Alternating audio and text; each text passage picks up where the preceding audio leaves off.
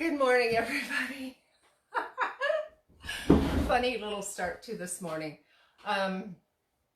Yeah, I'm trying something new with the comments. And so I thought, because I just don't know what's, the internet's so weird. And I just had my laptop fixed and it's still not working. I've heard that other people are having problems too. So maybe it's not just the laptop. Anyway, yeah, so I'm just trying to make sure that the comments are working. So I figured if I say hi, then it'll work. And it did yesterday, and I was so excited. So today, hi Jane, nice. Oh, that's awesome. Hey Darlene, good morning. Super nice day out there. So what we're gonna do, we're gonna do a couple things here. I have my freshly washed tomatoes. Hey Monique, hi, good morning everybody. So I have my freshly washed tomatoes here, and we're going to do a, probably I shouldn't be doing this with this knife. Don't do this at home with the tomato center. Yeah, probably not the best thing.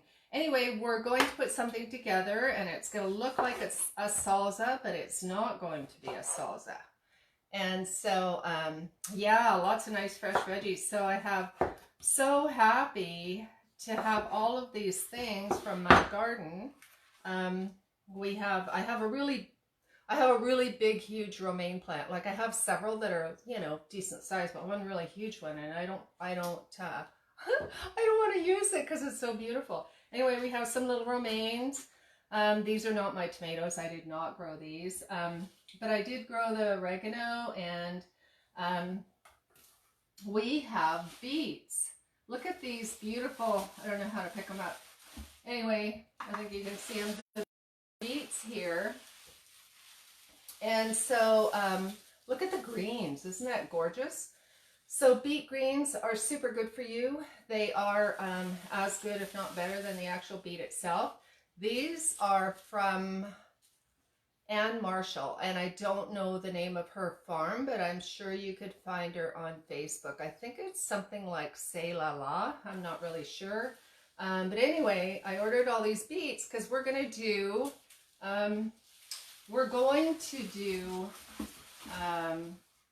pickled beets, my grandfather's recipe, which is super awesome. Actually, I should give credit to my uncle because he's the one that carried it on for so many years and taught me how to do it. So we're going to do that, but I am going to use some of these, but I just had to show you. So the plan is for all these greens, because I have actually 40 pounds of this, of the beets. So I have like a whole huge box of these greens. So I am going to dehydrate them.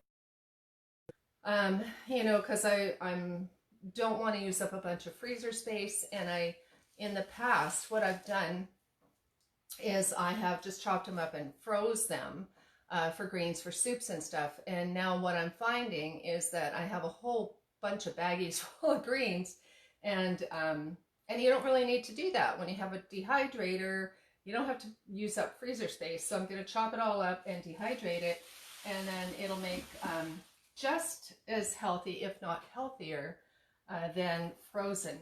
So that's my plan. And this is my fresh oregano, which we're going to use in our recipe today. So I know the best pickled beets. They are the best pickled beets. Honestly, it's like, I probably shouldn't give the secret away, but why not? It's not like I'm going to go into the business of selling pickled beets. I'm not. So you might as well have the recipe. The other thing we have here, actually I'm going to show you that after. Okay, let's get going here. We need to get going on the actual recipe. And so that worked with the comments. I don't know. Hey Kate, hi. It looks like if I say hi in the comments, then my phone will pick up the comments. But if I don't say hi myself, I don't know why it doesn't. Anyways. Okay, so a little bit of, so much excitement. I pulled out some of my garlic. My garlic is very late because, well, it's not very late, but we're higher up in elevation here. And I must have thrown, what doesn't matter if I've got little bits of oregano here, but that's okay. I don't want it to, I don't want a little chunk of the, how hard are these? Well, they're not bad. I just don't want chunks of stem in there, you know, when you're chewing. But I will put some of the flowers in. So here's our tomatoes. And so tomatoes, we are, we are going to use tomatoes in this recipe. And tomatoes are anti-inflammatory, contrary. Is that the word? Contrary. Anyway, some people say that they are inflammatory, and that's because of the being a nightshade and because of the lectins and all that kind of thing. But if you go to Dr. Michael Greger, and he wrote the books How Not to Diet and How Not to Die, and he has a he has a completely free website called nutritionfacts.org, and they have really done the research around the world of all kinds of health conditions and all kinds of what the different nice Kate and all of the how much of this do I want to make? Do I want 2 tomatoes, 3 tomatoes, 2 tomatoes, 3 tomatoes? There's only 2 of us, so I'm gonna go 2 tomatoes. And then if I want to do it again, it'll be even fresher. So, okay, so we'll do the onion next. Anyways, so nutritionfacts.org, and they have done hundreds and hundreds of studies around the world, and have found that the inflammatory effects of the tomatoes was those people that are super sensitive, you know. So if you have a lectin problem or you have a nightshade problem, but the thing is, that means that you have a nightshade or a lectin digestive problem, which means you need to work on your digestion. I mean, sure, you can just avoid lectins and avoid tomatoes and everything else, but it's not going to fix your digestive issues, which are so easily fixed. You know, there's just so many books on that, on how to work with digestion and your stomach acids and the inflammation, all that kind of thing, so that you don't react. So what he says about tomatoes is, I'm putting garlic in. What he says, that little thing keeps jumping in my way. It's just a little piece of the stem. I'll smash my garlic. So the tomatoes are actually anti-inflammatory. So they do not create inflammation. And they are anti-inflammatory, and they've done thousands of studies. Like I say, unless you are really having a reactive digestive issue, then you need to fix your digestion. But it's not the tomato causing it, apparently. It's the your own inflammatory response. So anyway, tomatoes are anti-inflammatory, and they also are, especially if they're cooked, they are really good for the prostate. They are really good for menopause.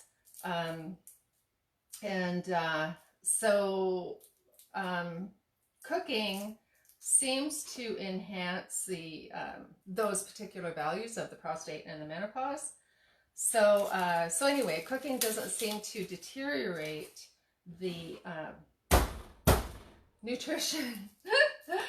See how it breaks it up really nice. Cooking doesn't seem to destroy the nutrition in the tomatoes the way some things do. You know, most fruits and vegetables need to be, well, they don't need to be, but they are better for you. They have more nutrition value if they're raw. And apparently that's not the case with tomatoes. So, okay, all those little garlic skin everywhere. Garlic skin everywhere. Okay, I love garlic. So we're just going to cut that little end off there. Okay, so we have like 3 cloves of garlic in here. Can anybody guess what I'm making yet? It's the secret thing. I'm not going to tell you yet. You guys can just keep guessing. And so far we have tomatoes, onions, and garlic, which could be really anything. And so I'm going to get my little cloth here, and we're going to add some pepper to it. When I tell you the next ingredient, you'll be able to guess what it is. Pretty easy. You're probably already guessing. Okay, some Celtic Sea Salt. The Celtic Sea Salt is full of minerals, all kinds of trace minerals, and oh,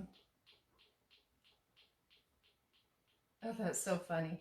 Yeah, it just keeps kicking me off on this other machine here, which is okay, because now I'm with you. I'm so happy to be with you. Okay, so I'm gonna add the oregano because I told you that. I just try to keep the surprise till the very end, but I am going to these guys I picked fresh this morning, and I don't want the stems, but I do have the little flowers, and they're nice and they look nice. So we'll just try and get just the flower bits onto here. And so if you have oregano and it grows wild, like, well, I mean, it doesn't really, it's not really a native wild plant, but it grows pretty easily anywhere. And so if you don't have any in your yard, I suggest that you get some, because it just is the easiest thing ever to grow. Okay, so now we'll get some leaves. So the other thing with the oregano is antiviral. I'm sure everybody knows that. Almost everybody, you know, in the Western world, I'm sure, has purchased oil of oregano, and so the oregano is antiviral, and you know, there's different kinds, but basically they all seem to have that antiviral component to them on varying levels depending on what type of oregano it is. But having said that, whatever you have growing in your yard or that you can get a hold of like this, and I've noticed it is milder when it's fresh, that's why I'm adding quite a bit, the oregano in your yard. So what you can do is you can do what we did here. We did a oregano and oregano in vinegar, apple cider vinegar, so that it has the fermenting bacteria and the good bacteria and the probiotics and everything. So you can put your oregano into apple cider vinegar as a dressing for over your salad. You can put it in olive oil.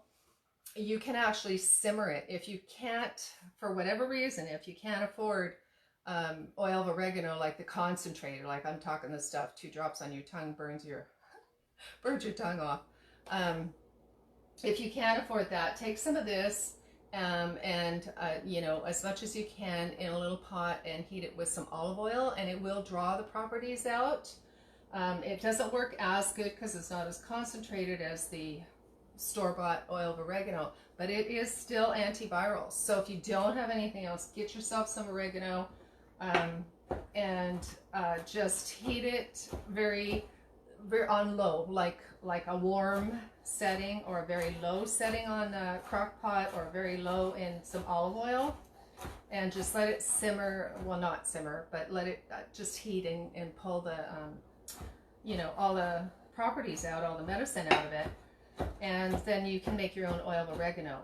So I encourage you to do that. And there's a lot of okay, so intuitively I'm going to smell this just to see intuitively how much I should put in. I'm going to put it all in. It's pretty mild. This is the mild kind. I think, I'm not really sure, but I think this is the Greek oregano. Anyways, okay, so we have the oregano in here. So any guesses yet on what I'm making? Come on, you guys. So, oh, and you know what? I'm going to put beet leaves in too. This is not part of the recipe, but anytime you can incorporate greens into your diet, especially fresh raw greens that are organic and very beneficial, anytime you can, get them in there. So we're just going to sneak in some beet greens because I have them and they're fresh and they're beautiful, and you won't even know they're there. Like, they won't have any taste or anything, so why not? I'll try and cut them up fine because I don't really want long green stringy bits when I serve this. Okay, so there's your nice beet greens. Okay, that had nothing to do with the recipe at all. Not supposed to be in there. Has nothing to do with the recipe. Hey, does it say Maple? How are you doing? Nice. So, okay, well, nobody's guessing, so I'm just going to blow it. I'm just going to give you the heads up, and I'm going to tell you it's an ingredient that I don't particularly like. But I'm going to add it anyway because it's traditional. So, it's a basil leaf. So now you know. Now you know what I'm making. Yeah, I just have a few here, you know, a little handful, like hardly any, because I'm just not a fan. I mean, to me, I don't like the smell, and I don't much like the taste, although I do like pesto, but I think it's the garlic in the pesto that I like.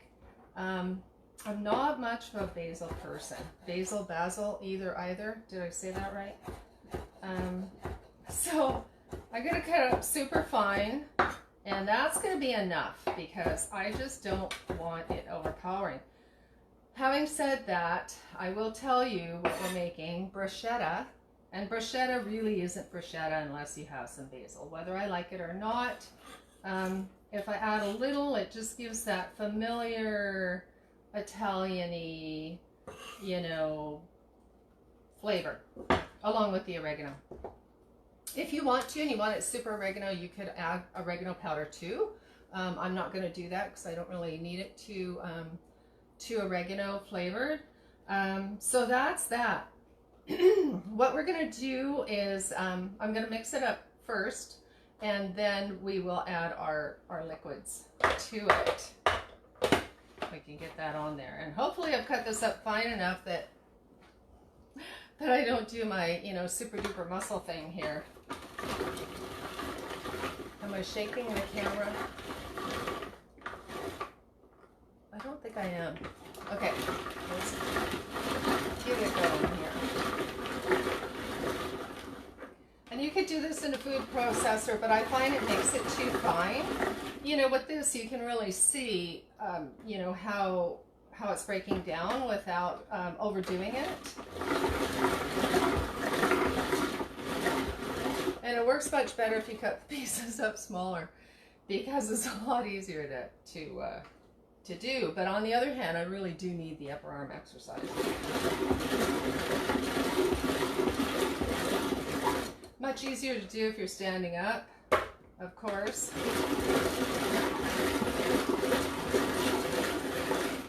Maybe I'll go this way. Oh, my left doesn't work as well as my right.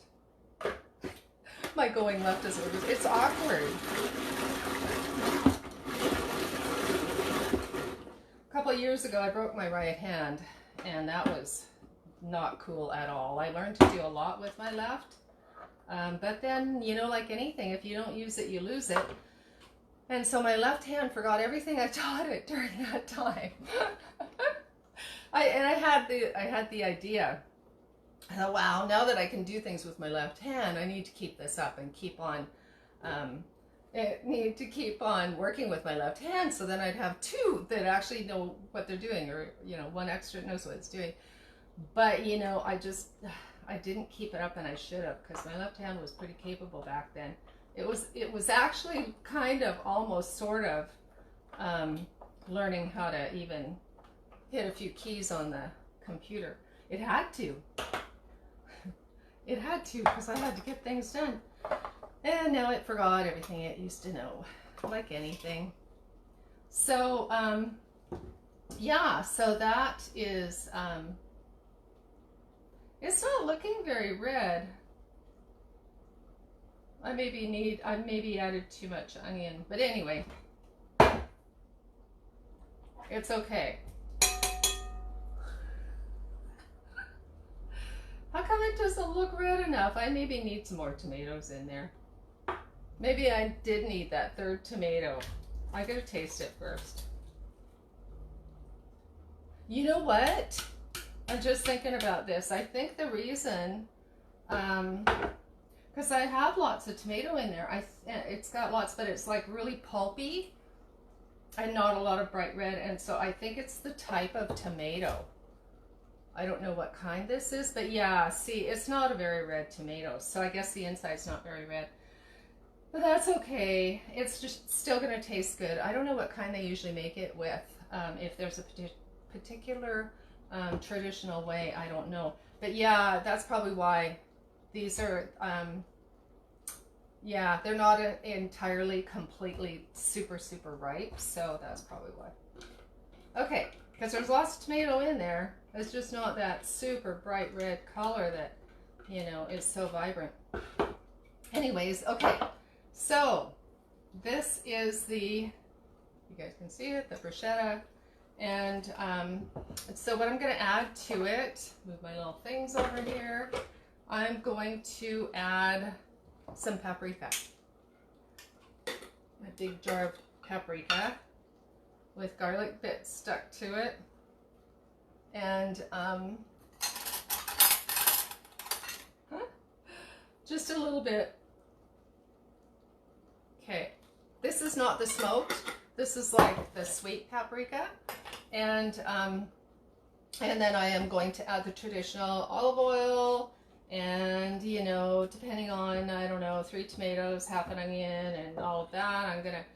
I'm gonna guess it, like, I don't want a lot of olive oil, so 2 tablespoons. That might have been 1.5. And then of course your balsamic. So the balsamic's the other giveaway for this recipe.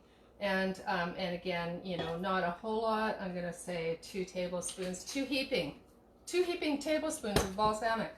And then you have to taste. So yeah, that's bringing some color in. I don't know if you guys can see this, but yeah. Okay, so and I added my salt and pepper. I always want to add cayenne, but I kind of do want this to taste traditional. Did I add everything? Yeah, I think I did. Okay, let's see.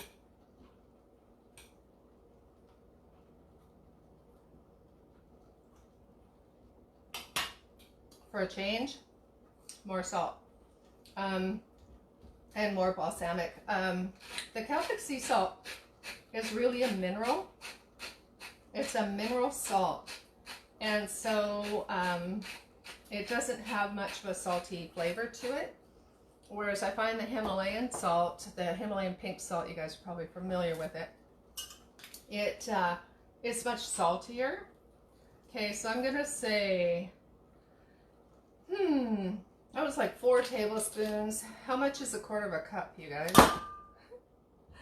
I'm gonna almost guess that was like a 1/4 cup because it really needed more flavor.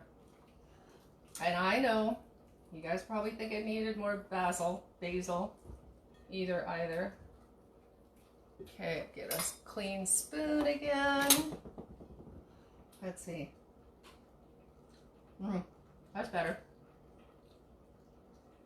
You know what it needs?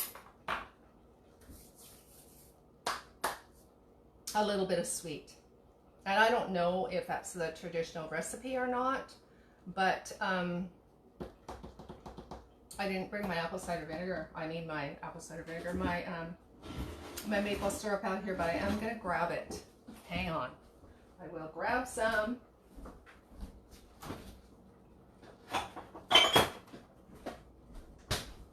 Because I think, you know, I mean, if anybody knows how to cook, and I am not a professional cook at all. I'm a certified herbalist, natural health consultant, and I do formulas and remedies and salves and things like that for clients. But I'm not a professional cook. I just do these fast, healthy meals that people seem to be interested in learning about. But what I have found in my non-professional cooking is that if you add sweet, it helps a lot in a lot of things. I'll bet you there's sugar in almost every recipe and, you know, pretty much everywhere. Because I found that if there's like something missing, just a little bit of sweet. And so that was like half a teaspoon of maple syrup. So let's get another clean spoon. Set that over there. And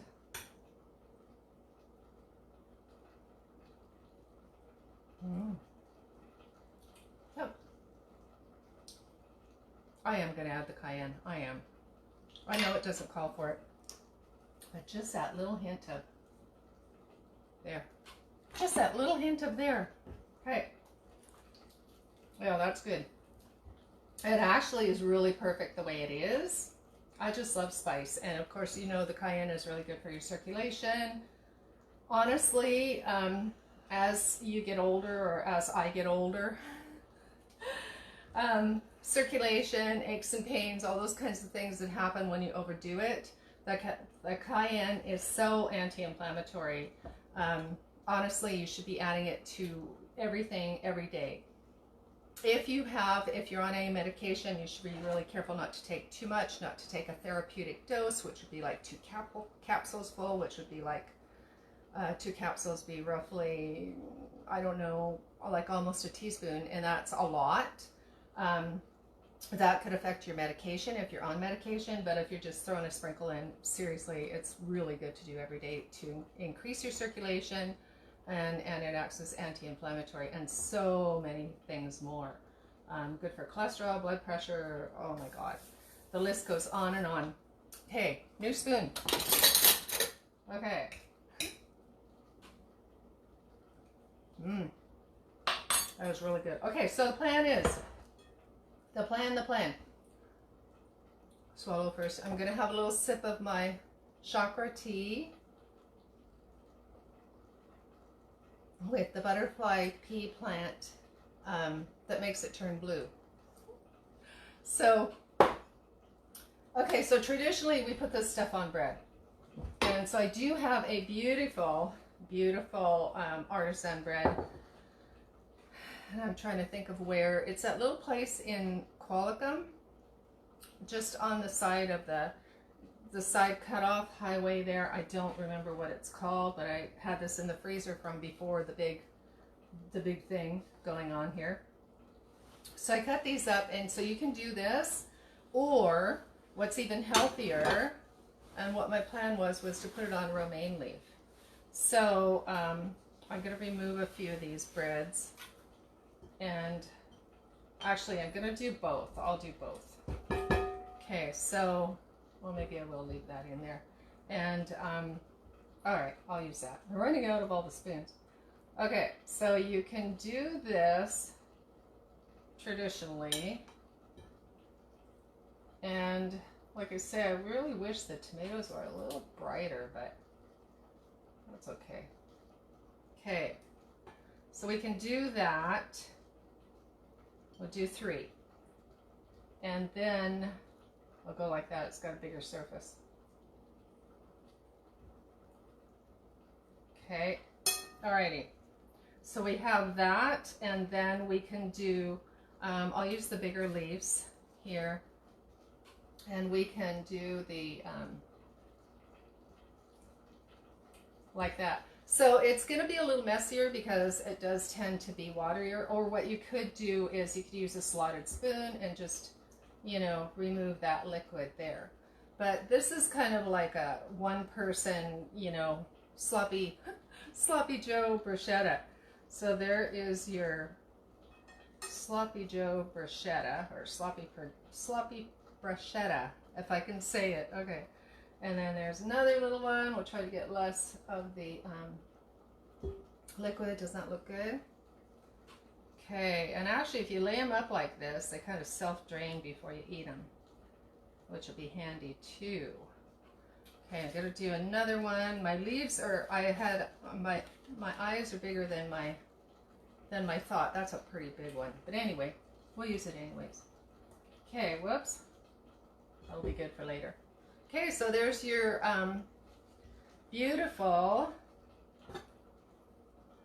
I'm going to line them up here. You guys need to sit where I put you. Okay, so pretty. There we go. And so yeah, so that's going to be an awesome snack. Super healthy. Tomatoes and the garlic and the onions and everything. And so yeah, so I'm pretty happy with with sharing that with you because it's so easy to make, beneficial. And the other things I'm going to show you, yeah, what time is it? The other things I'm going to show, oh yes, there were two things. I'm going to start with these just because if I don't finish the other thing, these won't really last till tomorrow. Okay, so this is my beautiful radish. Nice. So shockingly, these guys were hiding underneath all the other plants, and I didn't realize that they were getting so big. And shockingly, the slugs didn't get it, and it's really, really tender. It's not woody at all, which is really surprising. So it's super tasty, and then the radish leaves. We were talking about the radish leaves last week. And so the radish leaves are really good for your liver, really good for your gallbladder. You know, kind of almost like a dandelion leaf. Like they have that that whole benefit to the digestive system, kind of like a dandelion leaf. So don't throw your radish leaves away. You can. I have used them in tea before, but in this case, what I think I'm going to do, I'm going to chop all these off because I have quite a few left over that I didn't even know I had. And I'm going to do the same thing as I'm going to do with the beet leaves. I'm going to dry them so that I can add them to soups for that extra, you know, benefit to the liver and the gallbladder and the digestion. So, because it does work better heated up as a tea. And like I was saying before in some of my other videos, I've got like 150 videos on YouTube and all kinds of different information on herbs and things like that. But so when you make teas, if you dry it, it breaks down the cellular structure so that the medicine or the constituents inside the herb are more accessible, more easily available for the body to absorb.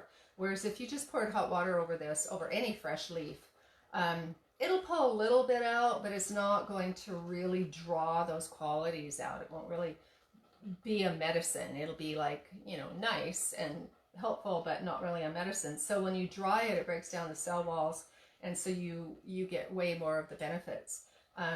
So that's why you would want to take these off and to dry them. And with anything you're using as a medicine, you know, like with the beet greens as well, pretty much anything. Anyway, that's pretty cool. The radishes, oh yeah, and the radishes have potassium in it. The radish itself, I'm so happy about the leaves, but I have to talk about the radish itself. They are really good antioxidants. They've got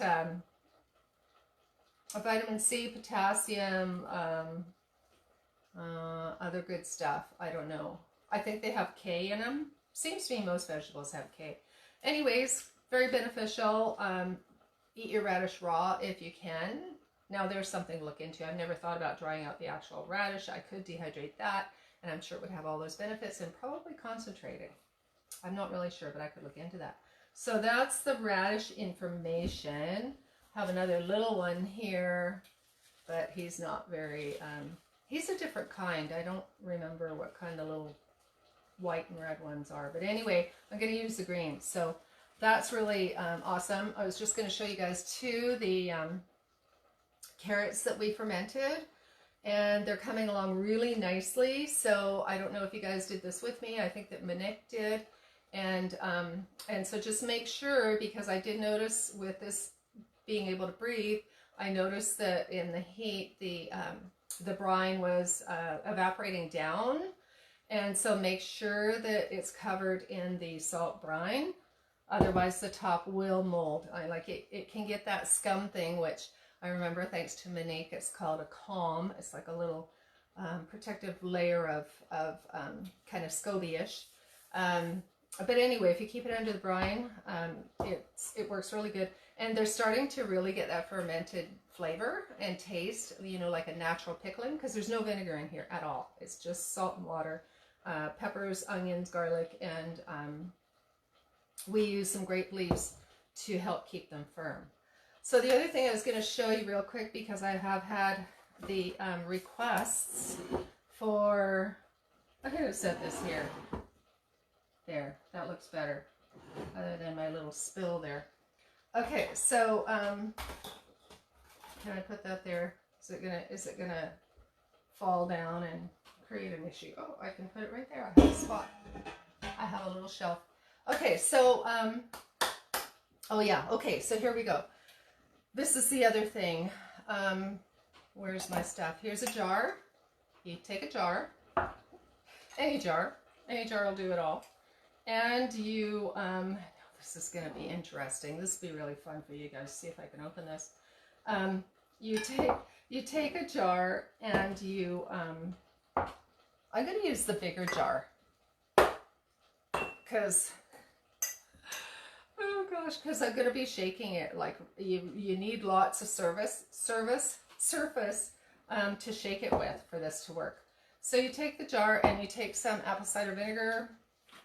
This one here has the mother in it, which makes it really beneficial, and it's almost empty. So I guess I didn't need the big jar because I want to save the mother. It has the mother in the bottom. Note to self: check the levels of the things that I'm going to show you to make sure there's something in there. Okay, so anyway, all right, we have the apple cider vinegar. We're going to add the olive oil. That's a lot of apple cider vinegar. Okay, let's pour some of it out because, or I could use more olive oil, but again, I need to go shopping. There's not that much in there. So that's what's making me think that, okay, we're just going to show you the example of this recipe. Take some apple cider vinegar in a jar. Take some olive oil and make sure that you have more in stock. So honestly, you guys, with what's going on in the world right now, you need to stock up on your supplies, and whenever you go shopping, buy 2 of everything, and then that way you have a spare, and in case you run out and you don't notice that you're running out. And yeah, because it's going to be a kind of a funny little, I have no idea what's going to happen this fall or this winter. Okay, back to this. What we're doing is we are making a salad dressing that was requested. Oh, why am I saving the mother? I'm saving the mother because I'm going to add to it. We're going to actually, the mothers are really handy. We're going to make our own apple cider vinegar out of apples. So yeah, so that I think that this, it's like a Kickstarter, that's why. And yeah, so to me, it's kind of a waste to put it in there when we're just going to use this as a salad dressing. So what you do is you take your vinegar and your, hey, Barb, hi. Oh, good. Yes, mine smell good too. So you can use any kind of a sweetener on this. And what I'm talking about is you can use any kind of jam or jelly. And what you're going to do is you're going to put it in here and you're going to, stir it with a fork, and then you're going to shake, shake, shake, which is why I wanted the bigger jar. And then you can use your homemade jam or jelly. So, oh, it did open. Oh, good, good, good. I thought maybe I wouldn't be able to open this in front of you guys and embarrass myself more than I usually do. So, okay, so we're taking this. This is my Plum Ginger Jam. Okay, and you just take a heaping amount because it's, I mean, the way I made it with no sugar, it's healthy, right? So, pop it in there. And you can, if you want to pre-start it, I'll do that. I'll show you. You just take a fork, and just mush it a bit. And you can do this with anything. Like what I was actually thinking was that it'd be really cool to do it with the plum chutney that we made the other day. Because this is like a spicy plum jam, and that mixed with the apple cider vinegar and the olive oil would be amazing too. It'd be spicy on your salad, so it'd be like super awesome. And I have done that. So it's just the jam here, and whatever, if you have strawberry, blueberry, whatever you have. And rather than buying the, you can, I bought the raspberry vinaigrette. You can get, I don't know if it's Paul Newman has the blueberry vinaigrette or all those different ones. So you can make your own fruit vinaigrette with your own jam. And if you want, you can do this kind of thing too, but it doesn't mix as well. Like this is actually the thimbleberry in the vinegar, apple cider vinegar that we made before, and this would dribble over top. But it is obviously very watery, and so where was it? And so it doesn't spread as well without the olive oil. And so with this, the jam, because it is made into jam and it is thicker, it makes a nice consistency. That's the word I'm looking for. So you just shake it, and then simple as that, you have your, I don't know if you guys can see that. Can I put it on something to show you the consistency? But see, it's got a nice, I don't know if you can see that. It has a nice thick consistency for the, for dribbling around your salad. Oh, I lost the word, not marinating. Anyway, whatever that word is that you put on your salad. So yeah, so you can see it's got a nice thickness to it. And yeah, so any kind of jams that you have, you can even use a store-bought jam. Yeah, I'm gonna taste that. Amazing. And it depends on whatever your, the plum ginger, really good. That was a really good jam that I made.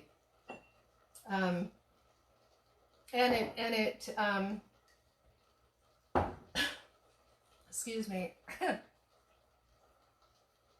I know, I really have a hard time with the vinegars. I'm trying to talk, but the apple cider vinegar is not, it's not overpowering in this, which I did use quite a bit. So if you wanted to tone that down, and then depending on your jam, like my jams are not very sweet. So if you wanted to, you could add maple syrup to it or whatever. I mean, I'm not going to because I don't want it sugary. And I think there's enough in there. So that's your easy peasy jam recipe.